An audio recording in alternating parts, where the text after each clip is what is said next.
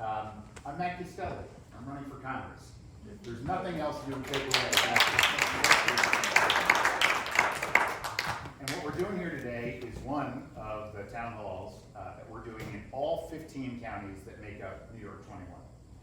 New York 21 used to be 12 counties, it's now 15. It's a big piece of terrain. I've put about 55,000 miles on my truck so far. Getting out in the community, talking with folks, having meet and greets.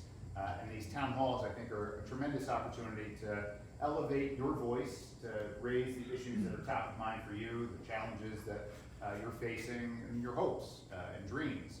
And I think it's sort of the baseline requirement for anybody who's at least aspiring or applying to be your representative at any level of government, but certainly at the congressional level.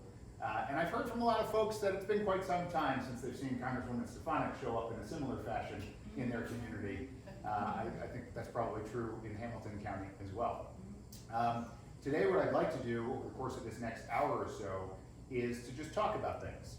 I'll first maybe give a little bit of background and bio for those who aren't familiar with me or why I'm running for Congress. And I'll ask you to keep in mind as we open up the discussion that I am not a current member of Congress yet. So when we talk about things, I won't have particular pieces of legislation that I'm working on that I can point you to or accomplishments in Washington to direct you to. But I'm happy to address any of the issues that you raise with my thoughts. If there's something that I don't have an answer for, I'll acknowledge that, and then I'll go work to help get an answer for that. And then at the end, we're going to preserve about 10 minutes or so. I'll probably get a hand up from Anna, my campaign manager, indicating we've got the 10-minute warning, and we'll break apart. And so for folks who feel uncomfortable, maybe raising your hand and asking a question or raising an issue in front of everybody else, we can meet one-on-one, and you can raise it in sort of a small setting with me. But I am Matt Castelli. I'm running for Congress here in the 21st Congressional District. I was born and raised down in the Hudson Valley, so a little bit further south than here. And I grew up in a bipartisan household. My dad is the Democrat, mom's the Republican. And maybe it's not much of a surprise then that for much of my life, I was an independent. I went to Siena College, and while I was there 21 years ago, 9/11 happened. And it put me on a path to serve my country. And certainly throughout my career of public service, in the national security space that I operated in, you remain pretty apolitical. But I went and joined the CIA after 9/11, spent about 15 years there doing counterterrorism work. I led teams hunting down some of the world's most dangerous terrorists, worked in the same department that found Osama bin Laden, served in Afghanistan and Iraq, and had enough success doing all of that I was tapped by the Obama White House to come down and serve as the Director for Counterterrorism at the National Security Council, a role I was asked by the Trump administration to stay on it, and I did for the first year of the Trump White House. Because if I learned anything throughout my career of public service, it's that when it comes to protecting this nation, our communities, my family, yours, it requires us to put country before party. And my belief in that has never wavered. Now I went back to CIA after that time. I was an apolitical civil servant, even while at the White House. I was a CIA officer. And I went back to CIA, did some work with cutting edge technology startups, got a business degree out at Northwestern, and then COVID hit. Now, where I grew up in the Hudson Valley, it's not too far away from West Point. And my grandfather was an Army doctor stationed at West Point. He got out of the Army, remained a physician, but then he raised a family of nurses. Everyone in my family is a nurse. With the exception of my mother, she served in a different capacity. She became a teacher. But my grandpa instilled within each of us this sense of duty, a duty to care. And so when COVID hit, and we got to a point pretty quickly in the pandemic where we were having a 9/11 every single day in this country in terms of deaths, it was the most compelling challenge of our time. So I left government after about 15 years, and I joined a healthcare firm here in New York that's started by veterans to better coordinate care for veterans, rural communities, folks who have a hard time accessing care by connecting health and social care together. Our human and social service providers, because those are the ones really in our communities that are providing health and well-being. I was building that coordinated care networks throughout the Northeast, really loved what I was doing. It was transformational work. And then January 6th happened. Now you might imagine a former counterterrorism guy who spent a career trying to prevent similar events from happening in foreign capitals. To see it happen in our own really didn't sit well with me. But what really didn't sit well with me was the response and activities in support of the events of that day from Congresswoman Stefanik. I think she sold us out. She sold her country out, she sold her democracy out in order to advance her own career. And that's not a unique event, right? It's not just about January 6th, because as I've heard from many folks as I travel all throughout New York 21, she's sold us out in many other ways, all to boost her career. She's failed to really deliver the results that we need in Washington for our community here, whether that's investments in infrastructure, or selling out our veterans by voting against veterans' health benefits, or selling out women or seniors, whatever it may be. And so Stefanik is really focused on her career. She sold the rest of us out. What I hear from folks is that they're tired. They're tired of the division, they're tired of the extremism, and they want somebody to bring us back together, to start solving some problems rather than creating more of them. And so in this campaign, after having a lot of conversations with folks over the course of the last year or so, I'm focused on bringing us back together to solve some problems. And the areas that I'm really focused on are fighting to reduce the costs for working families and seniors, to make sure we have a strong economy that works for everybody, fighting to defend our freedoms, particularly a woman's right to control her own body, as well as the Second Amendment, and fighting to ensure safety and security for everyone. And yes, that's about funding our law enforcement and ensuring security at our border, but it's about protecting and defending our democracy. It's also about providing the kind of security that comes from having access to health care for our veterans and our seniors, as well as in our communities, particularly rural communities. And so those are some of the things that we're focused on in this campaign and we've been talking a lot about. But I'm gonna pause there and open up the floor for you all to raise your hand and say whatever it is that you'd like to say in this forum. It would seem, Matt, that one of the downfalls of the political climate in the past 8 to 10 years has been this separation from objective versus subjective arguments. Subjective arguments are great on the campaign trail, but when you get to governing, you have to follow the facts and go with objectivity. Do you have any means to try and get this country back to having a common set of facts that we can disagree about instead of two alternate truths?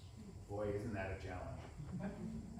And it's certainly one that I think has been fueled by the media climate that we now find ourselves in. Certainly in the last couple of decades, we've seen, these cable news networks, and they cut across different spectrums, but they're not necessarily interested in promoting facts and having a discussion. We don't really have what we used to have, the Walter Cronkites of the world, that we could turn to as a trusted arbiter to tell us the news and what was going on in this world. Now we have these for-profit cable entities that really just want to promote something to advance their viewership, their profit from advertisers, and sometimes they get benefit from certainly speaking into an echo chamber with alternative sets of information to rile people up and create division. And that's, I think, one of the key challenges here, is that it's not just the cable news, it's certainly also the social media that we find ourselves on the internet. Some of those have a for-profit model that create opportunities to go down these rabbit holes of conspiracy theories or division, and they seek to benefit from dividing us further. And certainly politicians, right? And that's probably always been the case.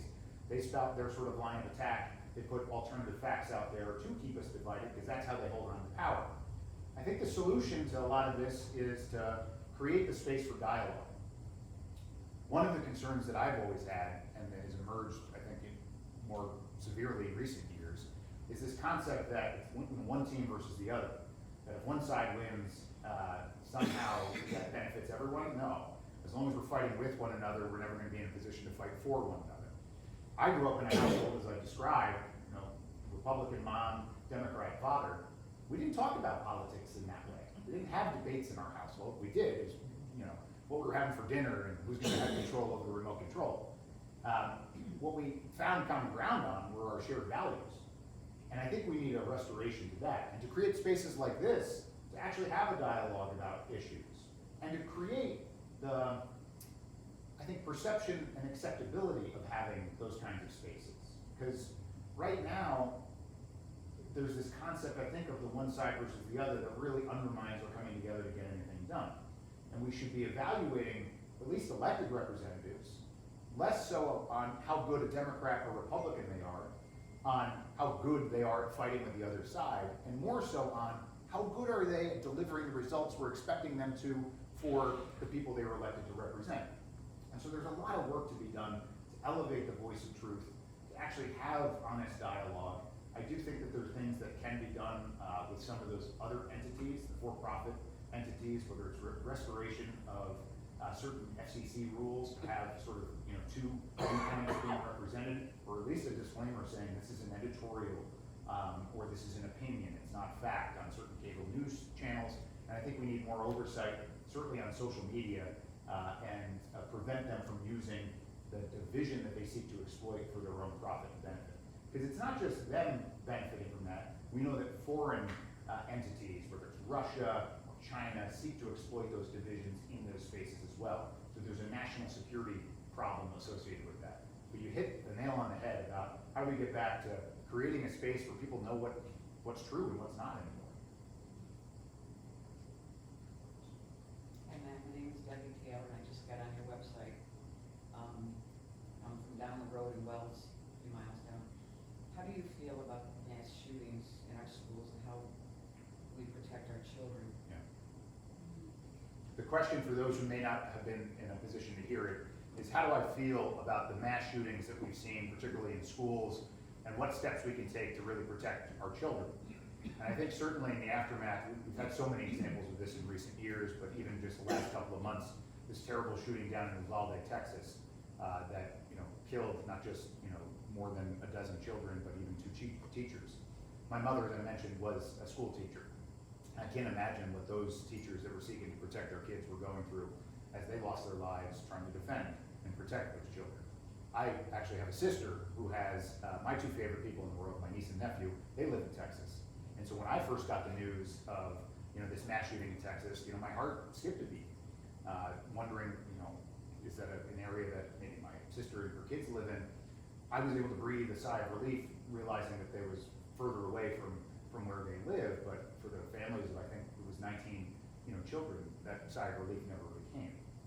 So there's a recognition that I think we all must have, that more needs to be done to protect our kids and our communities from the rising rates of gun violence. We see this now all across the nation, and this terrible statistic, in fact, that gun violence is now the #1 cause of death of children in this nation. It's unacceptable. So how do we approach it and how do we handle it? I'm a gun owner myself, strong supporter of the Second Amendment. I think it's important for us to defend and protect the rights of law-abiding gun owners. How do we do that while also addressing the rising rates of gun violence and the terrible tragedies we see in places like Uvalde? I think that there's a lot of common ground that can be had around common sense opportunities to reduce the rates of gun violence. It's about universal background checks. It's about red flag laws that empower our law enforcement that when they find or encounter someone that's clearly posing a threat to themselves or to others, that they are prevented access to a firearm to present that kind of harm in a mass way. There are common sense solutions that those of us who are gun owners who support the Second Amendment and want to keep our kids and community safe can come together around. And I think that that's the area that we really need to focus on and supercharge those efforts. Because that coalition of folks, I think, is a powerful coalition. I think it's actually well represented in much of New York 21. Because here we have a lot of responsible gun owners, safe gun owners, who also believe in the safety and security in our communities and want to be part of the solution. How do we create that space for dialogue to create opportunities to reduce the rates of gun violence? I think it's around common sense, and that's the area and direction that I'd like our country to head in. It's certainly that I would bring to the table when representing New York 21.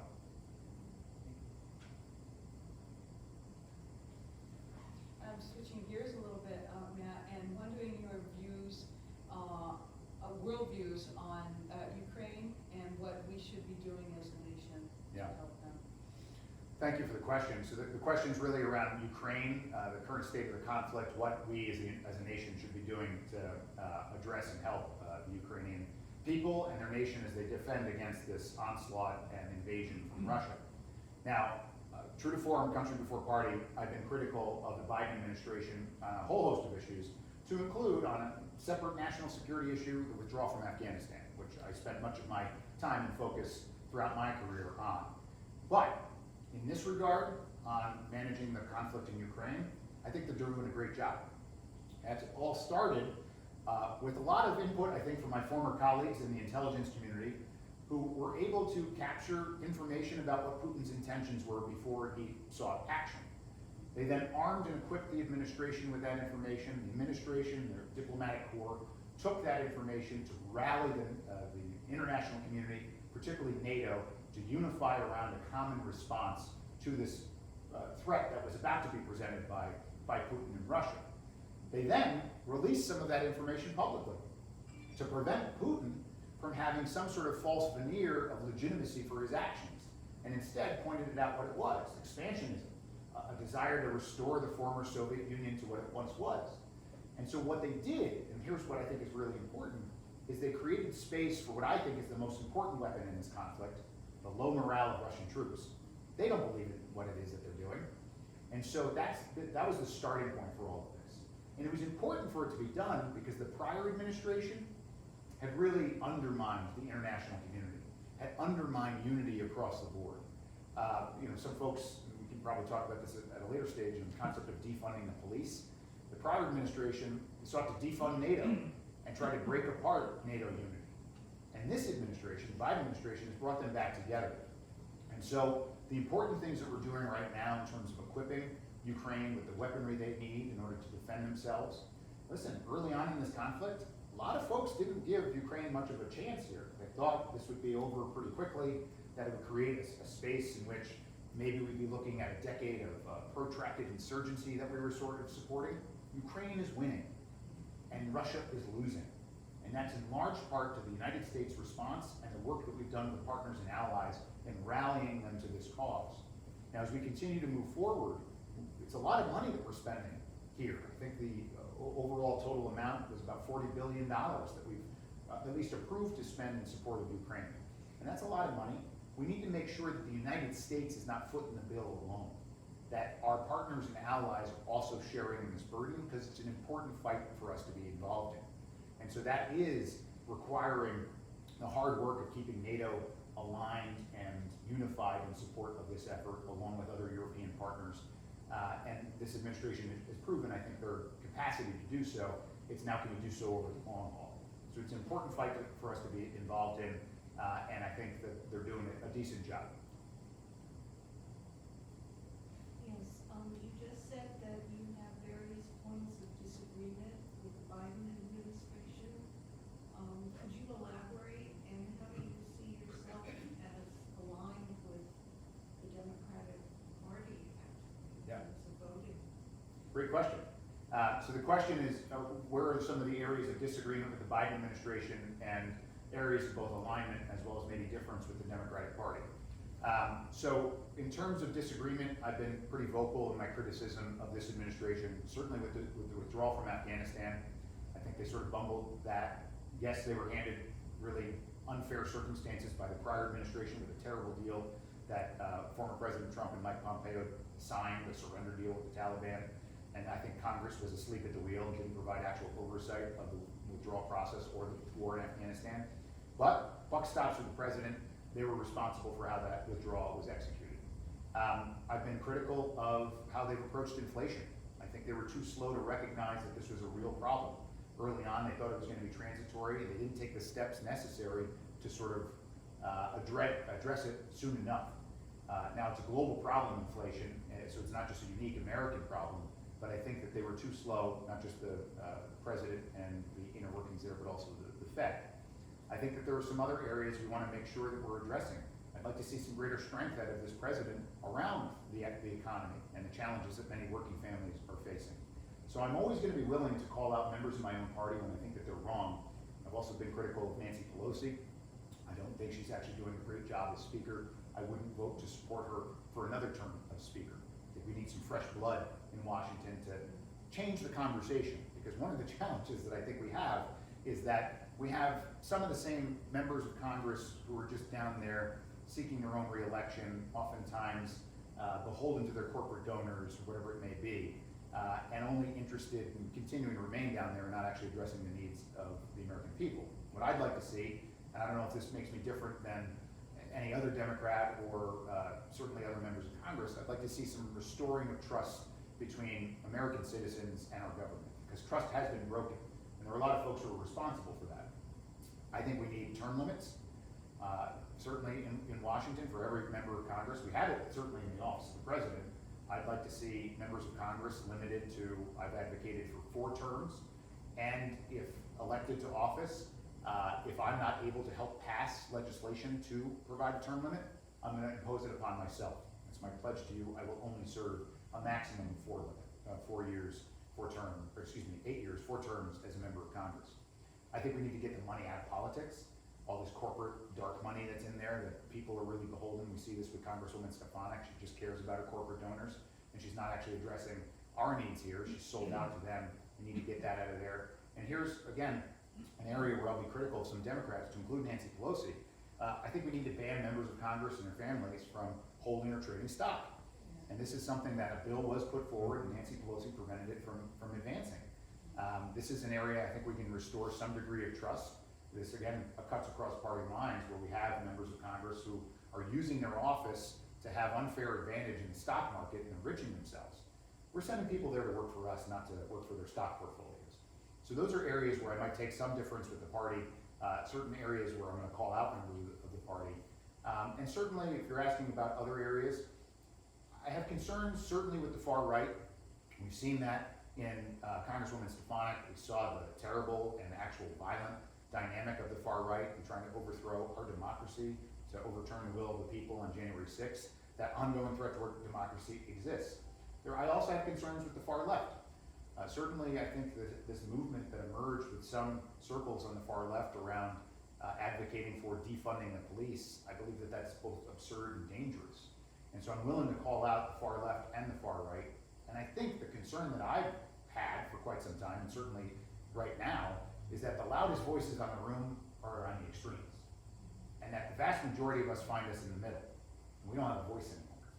And whether you're the center left, center right, smack dab in the center, we need somebody who's gonna represent the rest of us, because in the middle, that's where we can get some things done. Those further extremes are protracted in this battle about who can control the narrative, the discussion, and they're not interested in actually solving problems. And so one of the things we've rolled out in this race is that I'm not just running as a Democrat, I'm running also as the moderate party candidate. With help from many people here in this room as well, we collected enough signatures to establish an independent line on the ballot called the Moderate Party. We even rolled out a platform for this called the Moderate Party in New York. And we have a website for that called moderatepartyny.com. You can link to that from our other website, castelliforcongress.com. And this is a place to sort of elevate what we believe to be the top issues that I think most of us agree on. Safety and security for our communities and our country, a strong economy that works for everybody, and respect and defense of our freedoms. Those are the areas where I think we can find common ground. Those are the areas where we can actually start solving some problems. And I think it's important to elevate the voices of moderates of both sides of the aisle. And another area that I'll offer some critique and criticism, because I get asked this question a lot, is about the national party and whether or not they're funding our campaign or providing any resources. The DCCC, the Democratic Congressional Campaign Committee, is not providing us with resources right now. And I've been critical of them because I think, and listen, this is appropriate, they're trying to defend the Democratic majority in Congress. I'm trying to help defend our democracy, and those are sometimes two separate things. And there have been some examples in which they have spent money trying to denigrate moderate Republicans in order to elevate more extreme Republicans because they think that they'll be easier to defeat during this election cycle. I think that's very dangerous. There's no guarantee that those people are going to be easier to defeat. There's a really good example of somebody out in Michigan, a guy by the name of Pete Meyer, who's a member of Congress. I think he's a veteran, but I'm not 100% confident of that. But I do know that he took some positions, particularly after January 6th, I think voted to impeach former President Trump, and was very much a moderate Republican. We need moderate Republican voices in order for our nation and our democracy to work. And so for the Democratic Congressional Campaign Committee to be helping to try to defeat those moderate voices in order to elevate extreme Republican voices, I think that that's very dangerous as well. I think we need to find a space for moderates to come together on both sides of the aisle and actually start solving some problems for the country.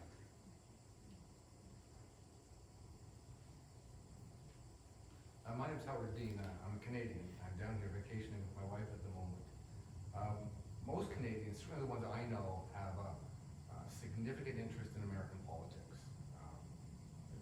Former President Trudeau back in the 70s once said, when you're sleeping with an elephant, you feel every twitch and grunt. And we're in that position. It's very important to us what happens here. And And so most Canadians I know, certainly the ones I know, follow it very closely. One thing we don't understand and have real difficulty figuring out about the United States is why there's no universal health care here. Because you talk to any Canadian, it's number one on our list for what we would keep. It is bred and dyed in the wool with us. Yeah. What's your view on universal health care? Good question. Thank you for being here. Thanks for joining us here. It's also a very important partnership for us in our district because it's not just about trade, it's actually about joint economic development. Much of our district relies on working hand in hand with our Canadian partners. So thank you for being here. Thank you for benefiting our tourism industry with your knowledge. Excuse me. So the question is really around universal health care and what's my stance on all of this.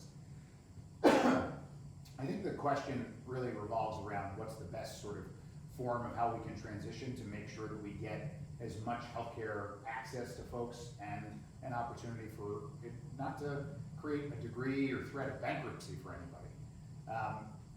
I'm not sure we're, as a nation, ready to jump to universal healthcare. I think that there's an opportunity, however, for a government option, a public option to emerge within our marketplace. Here in America, not to speak for everybody here, but I think we benefit from having choices. And I think the options that are presented for us to choose from and not to be imposed upon us are a great opportunity and a step that we need to take. Because right now, we don't have choice. We don't have a competitive piece of the puzzle to compete with the for-profit insurance industry that is, benefiting certainly from denying coverage. They take in our premiums. It's part of their profit model to make sure that they don't pay out as much care as necessary. Not to denigrate all insurance companies, but that's the dynamic at play. And so how do we create a space where there's actually competition for our dollar in achieving that? I think also too, there are a lot of people in this nation that fought very, very hard for the healthcare that they have. Some people who were part of unions, who worked hard to negotiate and try to get good healthcare coverage, and they like that. And we don't want to deprive that from them. So I think one of the reasons is we want to maintain some sort of choice and options, and we don't want to force upon somebody, some plan that they didn't really advocate for. And I think that's sort of where we're at. I think that's where we can go too with the elevation of some sort of public option. Folks who love Medicare, I don't want to speak for everybody, but I know my parents are seniors, they enjoy and appreciate their Medicare. I was talking to them last night about they're navigating through other pieces of that during this, season of, re-upping, which different pieces of that they'd like to add on.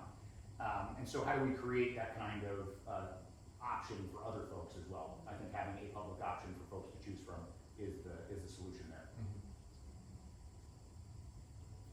Kathy Rogers, retired election commissioner. Hi. Nice to meet you. Thank you for coming. It's more of a statement to Trump and the votes in Georgia that got flipped with the voting machines. We use Dominion, and just to be clear, those voting machines work. We have bipartisan election commissioners. The problem in Georgia was, and a lot of people heard that story and they thought it was our machines. The people that set up those machines in Georgia was not confirming or watching them. They set up some of the machines for the primary and some of them for the general. So when Trump got up there and said, well, I went to bed and 50 votes were here, and they kept playing it on Fox. Yeah. And C-SPAN took 3 hours and interviewed the CEO of Dominion. And the woman answering the questions was very not really instructed on how to ask. He had answered her questions. Mm-hmm. Those machines work. And when people go to vote, you don't want that rumor out there. Right. Thank you. Well, thank you for your work in helping to protect our electoral process, because we need to have some sense of security and confidence in the electoral process for democracy really to work. And I think what you're highlighting is that there are some bad actors who, some of them were members of the former administration, some were private citizens. There's a guy who sells pillows who's out there trying to spread misinformation about our electoral process and using their platforms to do so. What we're seeing right now with the January 6th committee hearings is, I think, really instructive. And if you haven't tuned in, it's worth tuning into. I think tomorrow is one of their final hearings before the midterm elections, and you can catch up on some of the things they've done online, is to reveal a lot of this really false information that was driven, that was not based in any kind of fact, and to undermine faith and confidence in our elections, to undermine faith and confidence in the results of those elections in order to create a space for them to try to overturn an election. There was a criminal conspiracy that I think the Department of Justice right now is looking into and is going to hold some folks accountable. At least that's my hope. That was the start of January 6th, not Correct. to interrupt. Yeah. But that was the whole thing with the news around, they were gonna, Trump won that election. Right. Correct. And it's sad. And he didn't. Let's make it clear for everybody here. Joe Biden won the 2020 election. Donald Trump lost. It was a free and fair election. And those who would continue to try to promote otherwise. And listen, like, that's the nature of elections in this country for well over 200 years. You have winners and losers. And the only way to sort of advance our nation is to have a peaceful transfer of power from one administration to the next. We respect the results of our election, whether we like them or not. And in this instance, the first instance ever in our nation, we had someone really coordinate an effort to try to betray the results of the election. And there will be some accountability for those events, because then it inspired this terrible event of January 6th that was the worst assault against law enforcement in our nation's history. 5 police officers died as a result of January 6th, serious injuries to over 140. So please do not tell me that you support law enforcement if you're not willing to call out those who participated in perpetuating what we call the big lie that led to the events of that particular day. Congresswoman Stefanik, chief among them. So we'll call her out in every turn. One of the things that I think is also useful is that those media outlets that also gave us space to perpetuate, well, some of those, as you may know, are being sued by Dominion for significant dollars. And they won. Yes, certainly with Newsmax and a couple of other outlets, and I think Fox right now is dealing with a serious lawsuit. And I think that that's important. We need to hold accountable those who knowingly perpetuate any kind of falsehood, certainly a lie of that scale. Hi, I'm Colleen Delcourt, and I also appreciate that you're here in a remote rural county, Matt. I'm sold. I think many of the people in the room here are sold, but to kind of call the elephant out, this is an uphill battle for you. I'm curious, A, how your campaign's doing, and how, what things as we approach, magic day of election, what things can be done to, I'm sort of curious, I'm a mom of a 13-year-old. We do talk about politics in our house. I don't know if that's unique to, our family, or, it's becoming, but I'm curious what you're doing to motivate the Gen Z voters. Yeah. I think this is a very Republican area, and has been for lifetimes, but I think that might be changing now, and part of it is responsive to, the newer generation kind of seeing some of the controversies, but, let's call it out. This is a tough battle for you. Yeah.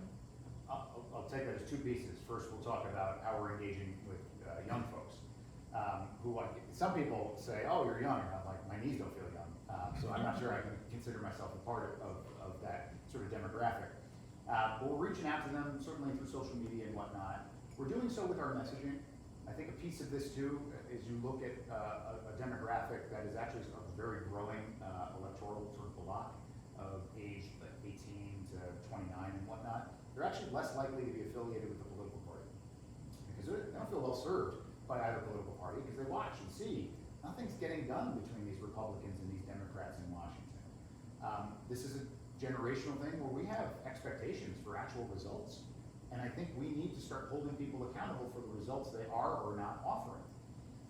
And so in our campaign, we're talking about putting country before party to focus on problem solving and speaking to the many issues that are being addressed.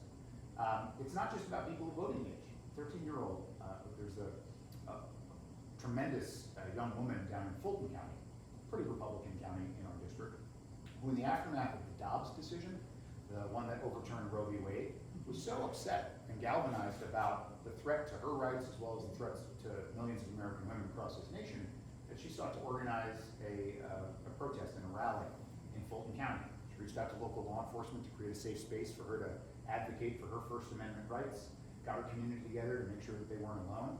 And she asked me if I would come and help elevate her voice. How could I say no? Of course I did. So I went down there, we chatted, and we had some good, TV coverage and whatnot. I think really some of the answer is about showing up and listening to the concerns, not just voters, but of constituents, people that live in our community, about the issues that are top of mind to them. We're also reaching out to many colleges and universities throughout the district. We've got the New York State College Dems who have endorsed and supported us, who are engaging with folks. But I think that this is also a tremendous opportunity, you're doing it in your household, to get young people involved. So the folks who are in your life, it is a responsibility of all of us for them to be aware that democracy is not a spectator sport. If they want to be a part of some of the change that they seek in this world, they have to do so by engaging in the political process. And certainly if they're of age, and if they're not, to participate in volunteering. We've got many young people who are knocking on doors, making phone calls for us, and to keep spreading the word. We're not quite on TikTok yet, but we've got Instagram, and I put up videos of me eating burgers, and some folks have engaged on that. Now, on the other piece, in terms of this being an uphill battle, it's not news to me that this was a bit of an underdog effort to get involved here. But listen, the defense of freedom and democracy has always been an underdog story. Whether that's the founding of our nation and the patriots of the American Revolution, or what we're seeing right now in Ukraine. And it's that very same spirit that we brought to this race. And it's an opportunity for us to unify people together. Because while this may be a David and Goliath dynamic, because Congresswoman Stefanik has a tremendous amount of resources, certainly the dollars, she's got the full weight and support of her party, former president of the United States. She's the #3 in House Republican leadership. I'm gonna, I think, safely and confidently paint her as Goliath. We are most certainly David. But I'll remind you, David won that battle. And that's the same thing that we're doing here, because we fight with the outsized might of hope and justice. Folks are expecting, I think, our government and our democracy to work. I think they're tired of the divisiveness, they're tired of the extremes. And in this race, we've created a space and an opportunity to unify together, to build a coalition. Not just the strong support, and I'm grateful for it, from Democrats, but independents and moderate Republicans as well. Because many folks feel a certain sense of political homelessness these days, because they don't feel well represented by the extremes. And they're looking for a home. We created a home in this campaign. All comers are welcome. When I talk to Republicans on the campaign trail, they introduce themselves sometimes like, oh, well, I'm a Republican. My dad's okay, my mother's Republican, they're good company. We welcome all of them. And instead of the MAGA Republicans, I've been talking about, we've got some mega Republicans who have joined our effort, the Make Elise Go Away Republicans. And we're excited to have them aboard. Because it's not about what team you're on, because the only team that matters is Team USA, and how do we actually start solving some of the problems that we have in our community. And so I think that message resonates. I think the opportunity to just physically show up, that's the main difference maker, I think, in this race, is that this isn't just an effort to win an election, it's an effort to be your true representative. Congresswoman Stefanik left that responsibility a long time ago to spend more time in Washington, or I think she makes some trips down to Mar-a-Lago every now and again as well. And that's where she likes to spend her time, not here, not in community, not talking to all voters. We seek a representative that represents all of us, and that's what I'm attempting to do here as well. Thank you. I just have one more. Are there any debates in the future? Unfortunately, we've been offered by 4 different media outlets that represent much of the district and have television access to reach voters. We immediately agreed to all 4. Congresswoman Stefanik has refused. There was a deadline that has come and gone in which logistically those outlets could schedule and put something on television. She's saying some things out there that appear to be a clear lie, that she's having ongoing discussions about this and is open to debating, but that's not true. Those media outlets have not heard from her campaign. She's not actually expressed any legitimate interest. And so this is really, I think, not just a disservice to me in this race, but a disservice to all of you. Congresswoman Stefanik in prior election cycles, even just the most recent one in 2020, she agreed to 3 debates. There were only 2 because I think Tetra Cobb, due to some COVID issues, couldn't do the 3rd one. But this is the first time in history, and certainly Stefanik's tenure, that she's refused to debate her opponent. I think that that's quite telling in terms of how afraid she is of the campaign that we're building and the coalition that we're building, and we know we can win. And to comment on your question as well, we've got some data, and I think she's probably got some data as well. And our data shows us that the poll that we did about a month or so ago, Congresswoman Stefanik and I are neck and neck when voters understand who the candidates are. And so she's afraid, she's running scared, and she's not creating a space to be held accountable for her positions, certainly in the last couple of years, to talk about her record of failure, to talk about her failure to actually deliver results in our district. We expect that. She certainly doesn't show up and avail herself to constituents in a one-on-one basis to be able to talk about the issues that are top of mind as well. She doesn't avail herself to local press outlets to be held accountable. So for all her talk about accountability, she's got it for everybody else but herself. And it looks like we won't be able to hold her accountable on the debate stage either. She's scared.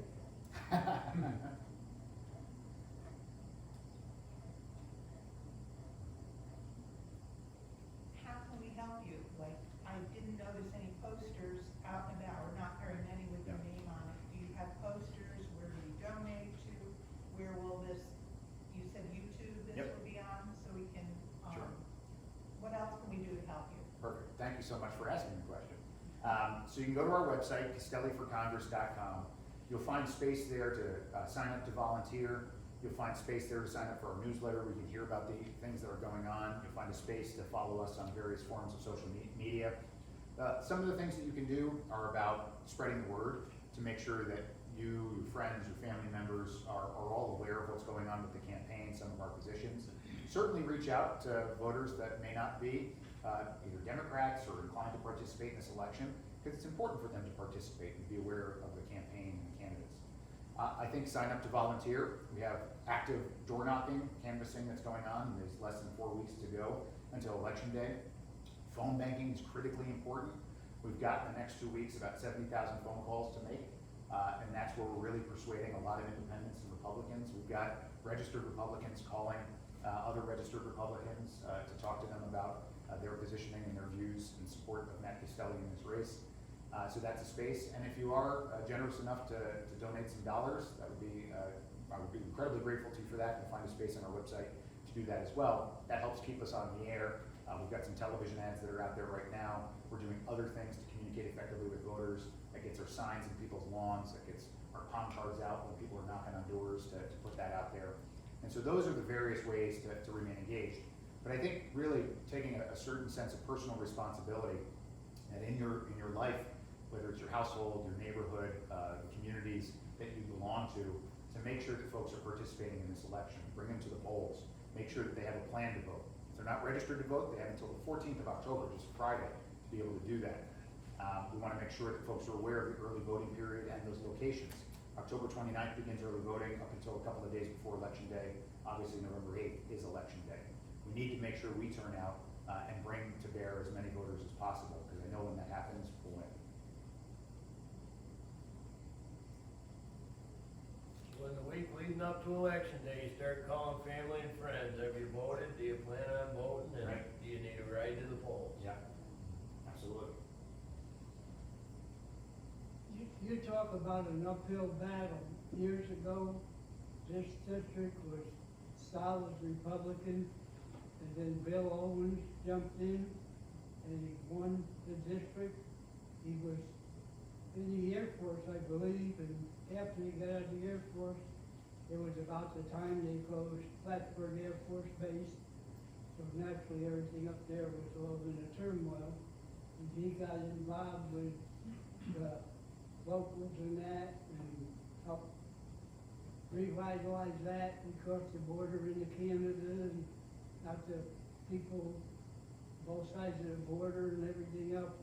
So when he run on what he did, and he won the district without a problem. If I was in your shoes right now, the person I would be trying to contact with would be Bill, if he's still around. That man did a great job before he got in and after he got in. And I talked to him many a times, that he hated it in Washington. But he did a great job while he was there, so. He certainly did. So if I was you, if Bill's still around, I'd make sure I touch base with him. Yeah, Yeah, Bill is still around, and I've been grateful to have his support in this race from many, many months ago. He endorsed us early on, and he's been a key member of our team in providing advice and counsel.